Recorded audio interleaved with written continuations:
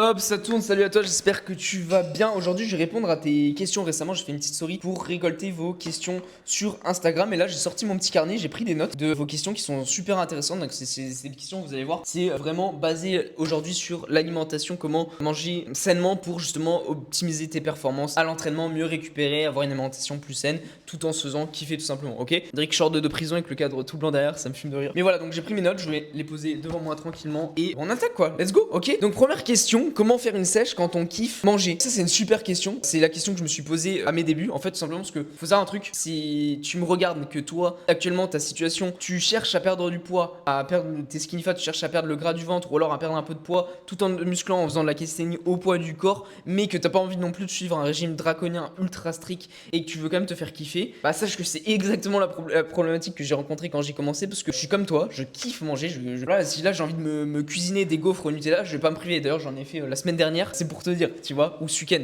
dimanche il me semble, enfin bref.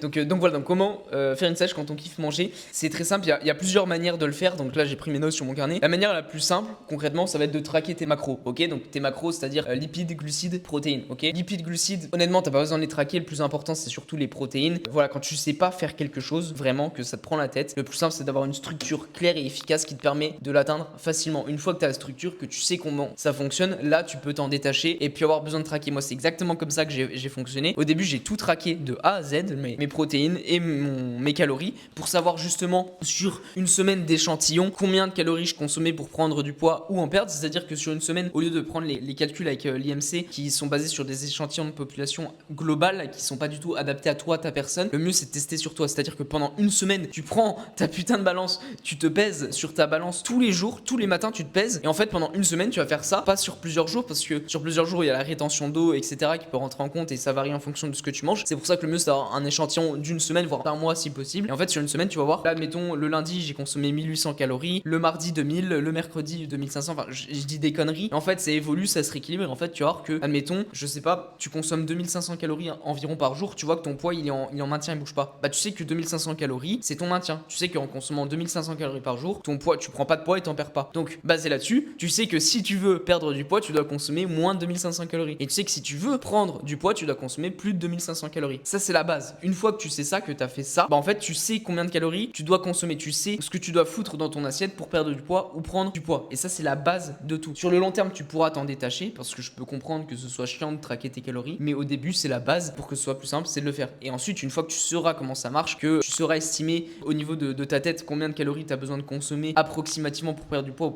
ou prendre du muscle, en fait ce sera très simple d'ajuster. Moi aujourd'hui au quotidien, je te cache pas que je traque plus mes calories, parce que je sais exactement ce que je consomme au quotidien pour prendre du muscle et en perdre, et je sais exactement ce que je dois ajuster parce que ça fait des années que j'expérimente ça sur moi. Mais si toi si tu débutes, le plus simple c'est de traquer tes calories, c'est exactement ce que j'apprends à mes élèves sans pour autant qu'ils se prennent la tête avec ça, avec un système très simple. Donc voilà, ensuite comment faire quand tu kiffes manger? En fait le but ça va être que tu puisses jouer sur le volume alimentaire. Donc sélectionne des produits forcément de préférence non transformés, peu caloriques, comme ça tu peux manger beaucoup, kiffer manger sans pour autant exploser ton bilan calorique, parce que c'est des aliments faibles en calories. Après tu vas me dire ouais mais moi je te parle de si j'ai envie de m'envoyer un McDo, un resto, un burger, bah c'est possible. Autorise-toi des cheat meals. En fait la manière la plus simple de réussir à tenir le rythme sur le long terme sans te priver de te faire plaisir, c'est de t'autoriser des cheat meals. Moi c'est exactement ce que je fais au quotidien, je me prive pas de me faire plaisir. C'est à dire que si une fois, deux fois par semaine t'as envie de te faire kiffer, fais-le, ok? Parce que à la fin des temps, ce qui va te faire respecter ta diète et tenir sur le long terme, c'est la loi de Pareto, le 20-80. Si 80% du temps tu respectes ta diète et que 20% du temps tu te fais kiffer, c'est exactement ça qui va te permettre de tenir le rythme sur le long terme et pas de te faire un craquage mentalement. Donc si t'es comme moi, tu kiffes les apéros, tu kiffes le saucisson, mais envoie-toi une fois, deux fois par semaine, c'est bon. Bien sûr, au bout d'un moment, si tu t'envoies tous les jours des McDo, etc., je vais te dire, bon, fais un effort, tu veux perdre du poids, tu veux changer ta vie, ça implique des changements radicaux parfois à faire, donc fais ces changements-là. Par contre, si de temps en temps tu veux toujours te faire kiffer, que t'es un bon vivant comme moi, bah fais-toi kiffer, il y a aucun problème, tu peux t'autoriser des écarts une à deux fois par semaine, tant que 80% du temps tu fais attention. Et si tu sais pas comment faire, clique sur le lien dans la description, prends un appel avec moi, on en discute ensemble, ça t'engage en rien et je pourrai voir si je peux t'aider. Si je peux t'aider, je te le dirai, si je peux pas t'aider, je te le dirai également. Donc si t'es complètement perdu, notamment avec toutes les informations qu'il y a sur internet, ce que je peux comprendre, prends cet appel avec moi et tu verras que c'est tranquille, on discutera ensemble face à face pour carrément voir si je peux t'aider. Ok, let's go. Donc je pense que ça répond à ta première question. Ensuite la deuxième question c'est, est-ce que le Big Mac c'est bien pour la prise de masse? Donc ça m'a beaucoup fait rire, c'est pour ça que j'ai sélectionné cette question. question. Bah oui et non en fait. En fait ça dépend surtout de la qualité des aliments. Si tu prends un Big Mac au McDo, effectivement ça va pas être ouf parce que même si t'es riche en calories, donc forcément pour une prise de masse où t'as besoin de consommer plus, ça va être bien. Par contre la qualité des aliments à l'intérieur c'est dégueulasse. C'est-à-dire que l'assimilation va être horrible. Plus le produit est transformé, au McDo bourré d'édulcorants, de conneries, plus ton corps il va moins assimiler la chose parce que c'est tellement transformé que ton corps il a du mal à reconnaître les patterns de l'aliment et de le consommer. Il va avoir du mal à assimiler les protéines, les lipides, les glucides, etc. Et du coup il va assimiler de la merde. Et du coup c'est pour ça que au final tu vas juste consommer beaucoup et pour peu d'assimilation derrière. C'est comme si tu fais une tâche pendant longtemps, tu fais une grosse tâche, mais tu mets aucune intention dedans, t'es pas présent quand tu l'as fait et tu fais juste pour faire, mais sans vraiment être impliqué dans ce que tu fais. Bah, le résultat il va être dégueulasse. C'est exactement la même chose. Même principe que la question d'avant, tu peux t'envoyer des burgers de temps en temps pendant une prise de masse si le reste du temps, pendant ta prise de masse, tu consommes quand même des bons aliments non transformés qui vont avoir une meilleure assimilation et du coup derrière tu auras une meilleure récupération, tu auras un meilleur équilibre hormonal parce que forcément tu bouffes pas de la merde, donc tu auras un meilleur équilibre hormonal, tu auras un meilleur sommeil, une meilleure récupération et du coup ta prise de masse sera plus réussie. Et après si tu veux t'envoyer un burger, moi ce que je te conseille de faire c'est fais-le maison. Si tu le fais maison avec du bon pain, vraiment du bon pain, un bon steak haché qui vient de la ferme ou du boucher du coin, des tomates pareil, des tomates qui viennent de la ferme ou autre, des végétaux, ton burger il va être incroyable, il va être déjà il va être excellent parce que tu vas tout faire toi-même, la sauce, etc. Tu accompagnes ça avec des frites maison, bah c'est excellent. Et en plus c'est pas si mauvais que ça pour la santé, tu vois. Je veux dire c'est que des produits frais non transformés en dehors du pain, c'est incroyable, tu vois. Tu peux faire ça. Après voilà, bien sûr, moi je te conseille quand même de varier, pas manger toujours la même chose, à part si toi ça te dérange pas de manger toujours la même chose. Donc ensuite, comment tu fais pour gérer tes macros quand tu es skinny fat, tu es en déficit ou surplus? Ça joue un peu la première question, comment faire une sèche quand on kiffe manger, mais là c'est un peu différent, c'est-à-dire que c'est vraiment axé skinny fat. Comment savoir si t'es en déficit ou en surplus? Ça dépend de tes objectifs, parce que déficit ou surplus, ça dépend pas de ta génétique, du fait que t'es skinny fat, gros ou mince. Donc oui, on peut faire le raccourci, si t'es gros, c'est que t'es souvent en surpoids. Mais ça veut rien dire, parce que si une personne qui est en surpoids depuis longtemps, genre je sais pas si aujourd'hui toi t'es en surpoids depuis longtemps, je sais pas, admettons ton poids de forme c'est 70 kilos et aujourd'hui t'es à 80, bon c'est pas non plus surpoids, mais t'es plus gros, t'es pas au poids que tu devrais être à ton poids de forme. En fait, si tu restes à 80 depuis plusieurs semaines, années, c'est juste t'es en maintien. T'es en maintien. En fait, t'es en surplus calorique parce que t'es pas à 70 kilos, mais t'es en maintien parce qu'en fait, admettons, pour être à 70 kilos, faudrait que tu consommes 2000 calories, sauf que toi, t'en consommes 3000 par jour. Du coup, ton poids, il s'est adapté, il s'est calé à l'identité du mec qui mange 3000 calories par jour. Et du coup, tu fais 80 kilos parce que tu consommes 3000, ok?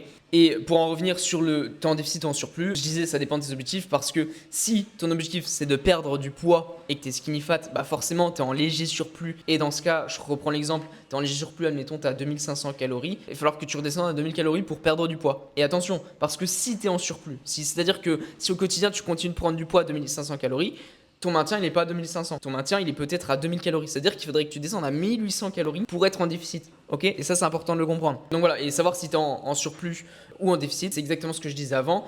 Fais un échantillon sur une semaine, tu vois l'évolution de ton poids en fonction d'une semaine des calories que tu manges et tu sauras très vite si t'es en déficit et en surplus. Si t'es skinny fat, que tu veux perdre du poids et que tu vois qu'au fur et à mesure de semaines, ton poids il se maintient ou il prend petit à petit, bah tu sais que tu vas devoir descendre ton bilan calorique. Par contre, si tu veux prendre du muscle, bah tu sais que tu vas devoir prendre de la masse, pas du muscle, tu vas devoir augmenter la consommation de calories, tout simplement. Ok? Voilà. Et ensuite, dernière question que j'ai trouvé incroyable et ultra pertinente de répondre. C'est une question que j'ai pris directement d'un de mes élèves qui m'a posé la semaine dernière sur son bilan hebdomadaire, qui est très pertinente. C'est quels aliments privilégier et à éviter pour optimiser mon alimentation et surtout la récupération. Cette question elle est incroyable parce que effectivement il y a une corrélation entre les aliments à privilégier et ta récupération. Ok? C'est ce que je disais juste avant. Si tu consommes des produits ultra transformés, bah ta récupération elle va être éclatée parce que tu auras une mauvaise assimilation, du coup tu auras une moins bonne récupération parce que ton corps il va pas vraiment ingérer les bonnes lipides, les bonnes protéines et du coup il y aura une faible alimentation, une faible prise de muscle, une faible reconstruction musculaire et du coup une faible récupération. En plus de ça, il n'y a pas que l'alimentation qui rentre en compte pour avoir une bonne récupération, c'est ce que j'expliquais à mon élève à ce moment-là, c'est-à-dire que si tu veux optimiser ta récupération, ça passe aussi par le sommeil, ok? Ça passe par le sommeil et par d'autres choses, ok? C'est-à-dire que si avant de dormir, tu passes ton temps sur ton téléphone à scroller sur TikTok, à jouer aux jeux vidéo, whatever, et que tu dors direct après, bah ton sommeil va être éclaté. Et peut-être que tu vas me dire, ouais, non, moi ça fait des années que je fais ça, je suis pas différent. C'est normal parce que tu t'es habitué à avoir un sommeil éclaté. Du coup, ton corps il s'est adapté et tu le ressens plus. Mais je peux te garantir que si du jour au lendemain, tu cleans tout ton sommeil et que tu commences à pas consommer de café à 16h, à faire attention à ce que tu fais avant de dormir, c'est-à-dire que tu t'es pas devant les écrans, etc., je peux te garantir que tu vas sentir la différence. Moi, les premières fois au début où j'ai commencé à clean mon sommeil, vraiment, je coupais le téléphone 1 heure, 2 heures avant de dormir. Je lisais, j'évitais tout ce qui est lumière bleue, écran, et je peux te garantir que je l'ai senti direct sur mon sommeil. Les premiers jours, j'étais éclaté parce que j'avais pas l'habitude de aussi bien récupérer. Et après, ça s'est adapté, et après, je me suis jamais senti autant en forme, autant en énergie de toute ma vie. Et genre, vraiment, moi, je te conseille grandement de faire ça. Je sais que c'est pas forcément facile si tu as une vie de famille, etc. Si jamais tu galères à le faire, envoie-moi un message, on en parle et je te donnerai des conseils, voire même je t'aiderai plus en détail si je peux t'aider là-dessus. Mais je peux te garantir que derrière, tu auras une meilleure énergie au quotidien, tu seras plus en forme. Si tu es plus en forme, que tu as plus d'énergie, tu seras moins sur les nerfs, tu seras plus performant à ton travail, à ton sport. Peut-être que tu passeras de meilleurs moments avec ta femme parce que vu que tu seras moins fatigué, tu seras beaucoup plus connecté à l'instant présent et tu pourras plus profiter avec tes enfants, ta femme. Et derrière, tu auras une qualité de vie mais nettement supérieure. On s'en rend pas compte parce qu'on est dans la boucle au quotidien, mais je peux te garantir que de simples ajustements, ça peut littéralement transformer ta vie. Et c'est littéralement ce que j'apprends à mes élèves, ok? Et derrière, pour en revenir sur la question, donc là, j'ai répondu par rapport au sommeil et la récupération. Les aliments aussi, ça rentre en compte et c'est pour ça que je vais répondre à la question. C'est les aliments à privilégier, c'est vraiment des produits non transformés. Donc, avocat, œufs, steak, viande. Pour te définir ce qu'est un produit non transformé, je prends la vache. La vache, tu vois, elle n'est pas transformée. La vache, c'est le produit de base, la vache, tu vois. Et plus tu avances dans les étapes de transformation, plus le produit est transformé. Tu vois, un steak haché, c'est un peu transformé, mais c'est pas très transformé parce que, tu vois, il y a peu d'étapes de transformation. Tu vois, si je prends des tranches de jambon, tu vois, les tranches de jambon, le bon Paris, c'est quand même assez transformé. Tu vois, il y a eu pas mal d'étapes de transformation. La viande, il y a pas mal, parfois il y a des édulcorants, genre de conneries dedans. C'est un peu transformé, tu vois. Et là, je te prends un exemple plus extrême, les nuggets du McDo. Bah là, pour le coup, c'est ultra transformé. Il me semble que le nugget, c'est fait à partir d'abats de poussins, enfin, ce genre de choses. Et la viande, elle est ultra transformée. En plus de ça, après, on te la refout dans de l'huile avec de la friture, etc. C'est ultra transformé, ok? Je vais pas te faire un cours sur la science pour t'expliquer pourquoi manger McDo tous les jours, c'est mauvais pour ta santé. Tu peux en manger de temps en temps, il n'y a aucun souci. Mais tous les jours, voilà. Donc, les aliments à privilégier, c'est des produits non transformés, ok? Et après, si tu veux des bons lipides, l'avocat de manière générale, ça va être incroyable. Et non, c'est pas si cher que ça. Si tu arrêtes d'acheter des conneries et que tu justement t'investis dans des produits non transformés, bah, je peux te garantir que tu feras des économies sur le long terme. Et au contraire, vaut mieux investir dans des produits de qualité non transformés, quitte à ce que ça te coûte plus cher à la fin du mois, mais avoir une qualité de vie meilleure, avoir une qualité de vie avec tes enfants, ta femme, 10 fois meilleure que des enfants. Ils grandissent aussi en mangeant des bons produits non transformés et que du coup ils aient 10 fois plus d'énergie. S'ils ont plus d'énergie, bah, quand ils vont grandir, ils vont être amenés à faire beaucoup plus de grandes choses. Enfin, pas forcément faire plus de grandes choses, mais ils auront plus de réussite. Et quand je dis plus de réussite, c'est pas forcément dans la vie professionnelle, etc. Parce qu'on s'en fout, le but c'est qu'ils soient heureux, mais ils vont être ils seront plus heureux en fait. Parce qu'ils auront beaucoup plus d'énergie, ils vont avoir beaucoup plus de facilité à entreprendre, à aller vers les gens, à faire des choses en fait. Et tout va être plus facile. Et on s'en rend pas compte, Et ça a un impact énorme, ok?